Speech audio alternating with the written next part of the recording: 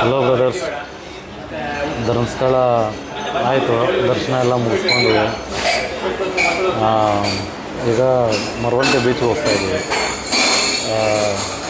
Via Belthangady. ಇಲ್ಲಿ ಬೆಳ್ತಂಗಡಿಯಲ್ಲಿ ಹೋಟ್ಲಿಗೆ ಬಂದಿದ್ದೀವಿ, ಟಿಫನ್ ಮಾಡೋಣ ಅಂತ. ದುರ್ಗಾ ಡೆಲಿಕೇಸಿ ನೀರು ದೋಸೆ ಇದೆಯಂತೆ, ಆರ್ಡ್ರ್ ಮಾಡಿದ್ದೀನಿ. ತೋರಿಸ್ತೀನಿ ಹೆಂಗಿರುತ್ತೆ ಅಂತ, ನೋಡೋಣ. ಎಲ್ಲ ಎಷ್ಟು ತಿನ್ನಬೇಕು ಅಂತ ಈ ದೋಸೆ ಇಡ್ಲಿ ಹೊಟ್ಟೆ ತುಂಬೋದಕ್ಕೆ.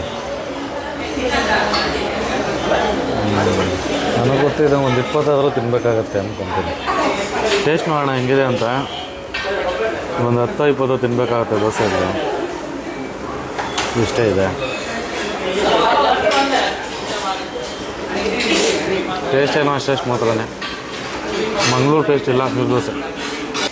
ಈಗ ದೈವಡ, ಆಮೇಲೆ ಬನ್ನು, ಮಂಗಳೂರು ಬಜ್ಜಿ ಇಷ್ಟು ಆರ್ಡ್ರ್ ಮಾಡ್ಕೊಂಡಿದ್ದೀವಿ. 20 ಸೆಕೆಂಡಲ್ಲಿ ಆಗೋಯ್ತು ನೀರು ದೋಸೆ.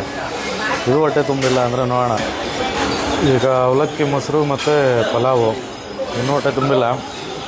ಇದಾದ್ಮೇಲೆ ನೋಡಬೇಕು. ಮತ್ತು ಫ್ರೆಂಡ್ಸ್, ಏನು ಗೊತ್ತಾ, ಈಗ ನಾವು ಹೊಸ ಜಾಗಕ್ಕೆ ಹೋಗ್ತೀವಿ. ಏನಕ್ಕೆ ಹೋಗ್ತೀವಿ?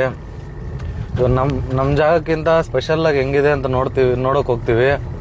ಆ ಜಾಗ ಯಾವ ಥರ ಇದೆ, ಎನ್ವೈರ್ಮೆಂಟ್ ಹೆಂಗಿದೆ, ವೈಬ್ಸ್ ಹೆಂಗಿದೆ ಅಂತ ನೋಡೋಕ್ಕೆ. ಜೊತೆಗೆ ಅಲ್ಲಿನ ಫುಡ್ಡು ಅಷ್ಟೇ. ಇವಾಗ ನಾವು ನಾರ್ಮಲ್ ಅನ್ನ ಸಾಂಬಾರು ತಿಂತೀವಿ, ಪಲಾವ್ ತಿಂತೀವಿ, ಮುದ್ದೆ ತಿಂತೀವಿ, ಈ ಥರ ಇರುತ್ತೆ. ಇವಾಗ ನಾವು ಇನ್ನೊಂದು ಜಾಗಕ್ಕೆ ಹೋದಾಗ ಎವ್ರಿ 150-200 ಕಿಲೋಮೀಟರ್ಸ್ಗೆ ಕಲ್ಚರೇ ಡಿಫ್ರೆನ್ಸ್ ಇರುತ್ತೆ, ಲ್ಯಾಂಗ್ವೇಜ್ ಕೂಡ ಡಿಫ್ರೆನ್ಸ್ ಇರುತ್ತೆ, ಅವಾಗ ಫುಡ್ಡು ಡಿಫ್ರೆನ್ಸ್ ಇರುತ್ತೆ. ಅಲ್ಲಿನ ಫುಡ್ಡು ಟೇಸ್ಟ್ ಮಾಡಬೇಕು, ಅದಕ್ಕೆ ನಾವು ಹೋಗೋದು. ಈ ನಮ್ಮ ಜನ ಹೆಂಗೆ ಅಂತಂದರೆ, ನನ್ನ ಜೊತೆಲಿ ಅವ್ನು ಬಂದವನೆ, ಅಲ್ಲೋಗಿ ಕೂಡ ಪಲಾವ್ ಬೇಕು ಅಂತಾನೆ. ಇವಾಗ ಅದೇ ಪಲಾವ್ ತಿನ್ಬೇಕು ಅಂದ್ರೆ ನಮ್ಮ ಹೊಸಕೋಟೆಲ್ಲೇ ತಿನ್ಬೋದಾಗಿತ್ತು 50 ರೂಪಾಯಿ ಕೊಟ್ಟು. ಇಲ್ಲಿ ತನಕ ಬರ್ಬೇಕಾ ಪಲಾವ್ ತಿನ್ನೋಕ್ಕೆ?